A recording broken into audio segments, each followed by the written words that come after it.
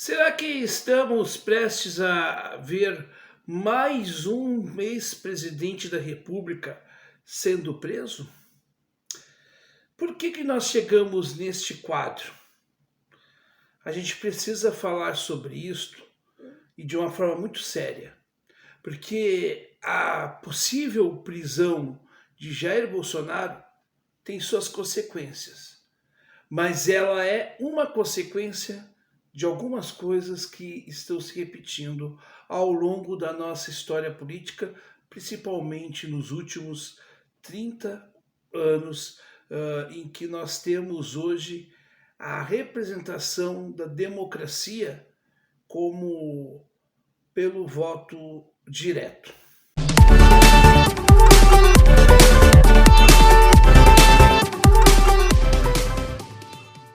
Pois, meus caros, antes de mais nada, antes de a gente começar o nosso vídeo, peço aí que você, já deixe aquele like, é importante, inscreva-se no canal, acione o sininho das notificações, porque nós temos vídeos novos, de segunda a sábado, segunda a sábado, perdi, segunda a sábado às 18 horas e aos domingos às 9 da manhã, como este vídeo que eu estou colocando no ar.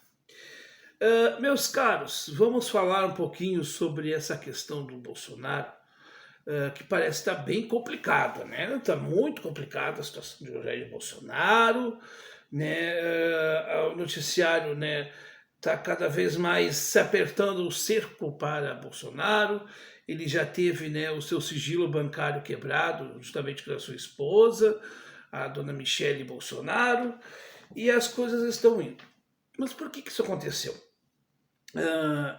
Ao longo da história política do Brasil, o moralismo político sempre ocorreu, Inclusive, o primeiro fenômeno populista que se valeu do populismo, do moralismo político, está na figura histriônica de Jânio Quadros. Jânio Quadros é a representação daquele candidato esquisito, daquele homem que, enfim, veio com essa pauta moral, e ele trouxe isso, inclusive, logo no início do seu mandato de 8 meses, vamos dizer assim, que realmente foi um mandato tampão, na verdade, embora tenha sido eleito, ele controlou a questão de biquíni na praia, por exemplo. O Brasil já em crise ali, com uma crise institucional muito grande, e ele preocupado com pautas menores.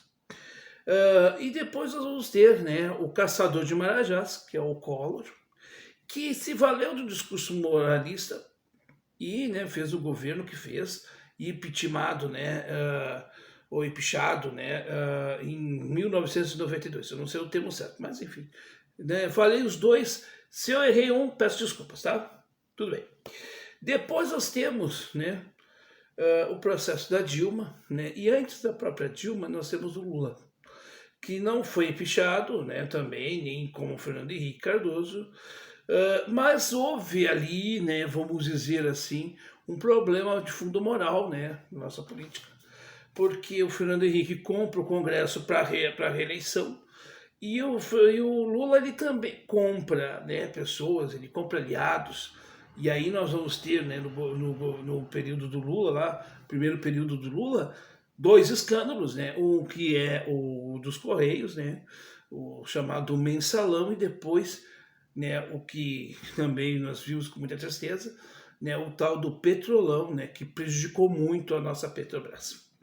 E aí, gente, o que acontece? Nós vamos ver o período da Dilma, a Dilma cai, depois um governo muito ruim também, e desse período da Dilma para cá, nós tivemos o Temer, que foi um péssimo presidente, o Bolsonaro, que foi pior ainda, e agora nós temos um governo Lula que não se sabe para onde que vai, porque é um governo de esquerda, mas com algumas práticas, e a gente tem aqui falado todos os dias sobre isso.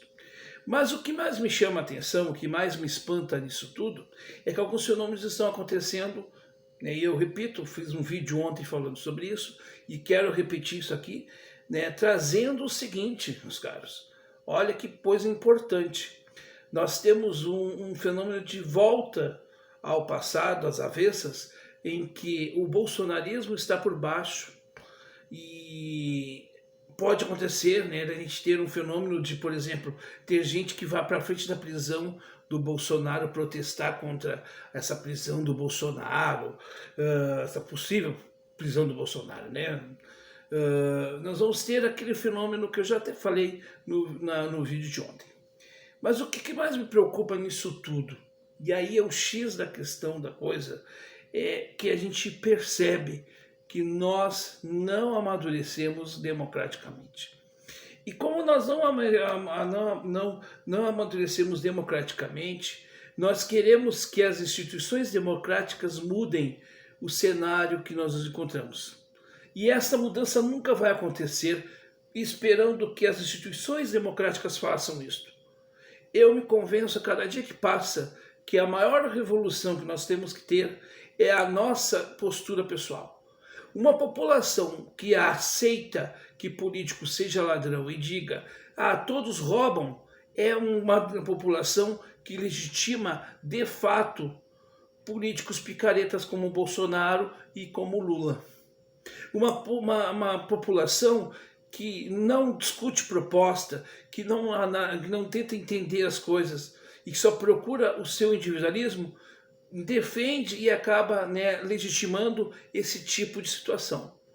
Então a nossa democracia ela tem problemas porque nós como cidadãos não tomamos conta dela.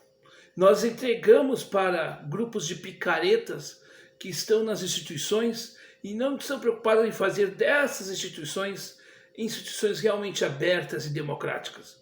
Então nós terceirizamos as nossas responsabilidades.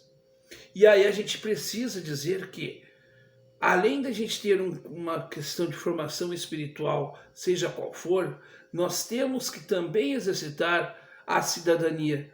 Mas a cidadania parece que não existe como conceito na nossa vida diária e muito menos, né, não está inserida, inclusive, nos currículos escolares.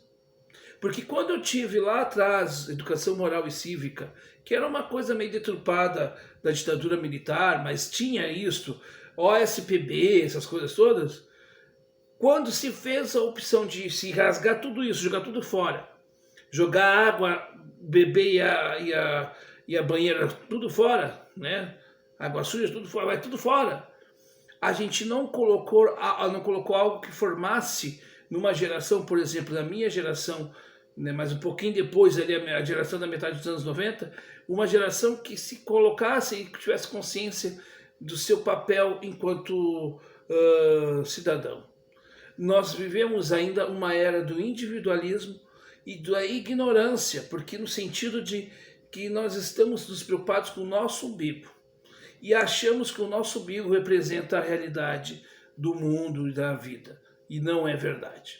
Então, diante disso tudo, nós temos que dizer o seguinte: se nós estamos na iminência de ter mais um presidente, um ex-presidente, indo para a cadeia, nós temos que lastimar e dizer que sim, ele tem que ir para a cadeia. Aliás, eu acho que o Bolsonaro tem que ir para a cadeia, mas além da gente tirar um riso aqui, outro ali, e eu vou fazer isso sim, porque, né, não era o Bolsonaro que chamava o Lula de ex-presidiário, pois agora nós vamos ter, né, provavelmente o Bolsonaro na mesma condição. Tá que nem Colorado, que falava de segunda divisão pro gremista e depois caiu na desgraça, né? Então não ria muito a desgraça do outro, que pode chegar ela para ti também. Ela chega a cavalo. A língua, às vezes, é o chicote da bunda da gente, né? Essa que é a verdade. E aí eu percebo que a gente, né, diante disso tudo, a gente precisa amadurecer enquanto sociedade. Então é uma tragédia para a sociedade brasileira também, que está vendo mais um presidente, um ex-presidente, indo para a cadeia. Isso significa que as instituições elas estão corroídas, mas que a população, que a sociedade civil como um todo, ela tem que salvaguardar as instituições democráticas. Se a gente esperar que elas façam aquilo que é nossa parte, elas não vão fazer. Então cabe a nós também salvarmos a nossa democracia e não esperar que o outro faça aquilo que é nosso dever. Eu, pelo menos, penso assim. E você aí do outro lado, o que você pensa a respeito disso? É importante, eu queria muito saber a sua opinião a respeito disso, tudo que eu falei aqui neste nosso bate-papo aqui dominical.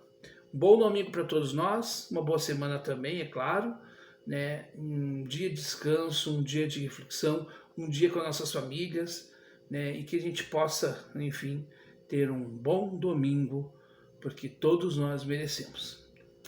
É isso, gente.